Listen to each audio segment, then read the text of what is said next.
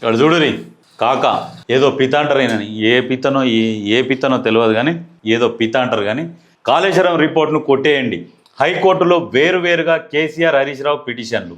సాక్షిగా సామాన్లు జారీ చేసి కమిషన్ తప్పుదోవ పట్టించింది. నోటీసు జారీ చేయడంతో పాటు సాక్షులను ప్రశ్నించే అవకాశం ఇవ్వాలి.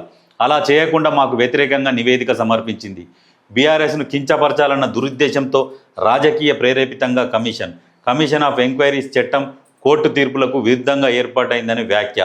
ఏం లేదు, ఈయన బయటికి రాడు, ఇక ఆన్నే గుడ్ల మీదనే బతుకుతుంటాడు, బయటికి రాడు, ప్రజలతోని కలవాడు, అసెంబ్లీకి రాడు, ఏం రాడు, ప్రజల జీతం తీసుకుంటాడు.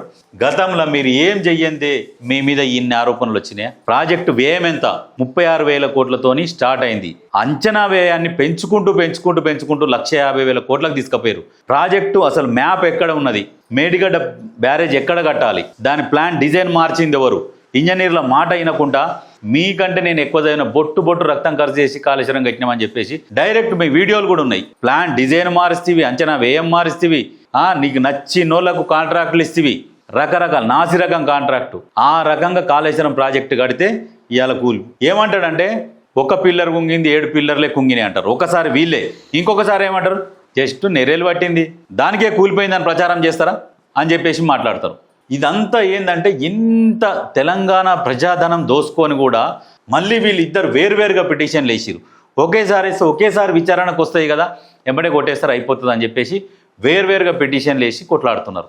అంటే దొంగలు దోసుకొని కూడా మళ్ళీ మేము తప్పు చేయలేదని ముందుకు వస్తున్నారు. వీళ్ళని అసలు తెలంగాణ నుంచి తరిమి కొట్టాలి. ఒక నినాదం తీసుకొని వచ్చి తెలంగాణ మా ఉద్యోగాలు ఆంధ్రలో తీసుకుంటున్నారు, మాకు రావాల్సిన నీళ్ళ వాట వాళ్ళు తీసుకుంటున్నారు. ఇవన్నీ ప్రజలల్లో ఎట్లా అంటే ఇట్లా బీజాలు నాటిరిగా పోయి కొట్లాడాలి. వీళ్ళు కొట్లాడింది లేదేం లేదు. మళ్ళీ గెలిచినాక అంతా మళ్ళీ ఆంధ్రోళ్ళకే కాంట్రాక్ట్లు వీళ్ళు ఇచ్చింది, ఆంధ్రోలోనే బాగుపెట్టిరు. మళ్ళీ తెలంగాణలో బాగుపడ్డాడంటే ఏం లేదు. వీళ్ళ కుటుంబము మళ్ళీ ఆంధ్ర కాంట్రాక్ట్లు, సినిమా ఫీల్డ్ని మంచిగా దగ్గర తీసుకొని అల్లుకునుడు, ఇక ఈ రకంగా చేసిరు. తెలంగాణలో ఎవరు బాగుపడ్డారు? వీళ్ళు వచ్చినాక ఎవరు బాగుపడలే. వీళ్ళ చేతి కింద వీళ్ళు దోషులతో నీళ్ళు తాగుతుంటే మోచేతి పొట్టి గారె నీళ్ళు తాగి కొంతమంది నాయకులు బాగుపడ్డారు. అది కూడా కొద్దిగానే. ఇంత ఘోరమైన పాలన, రాచరిక పాలన చేసి మళ్ళీ అంటే ఈయనమంట రిపోర్ట్ను కొట్టేయాలనంట.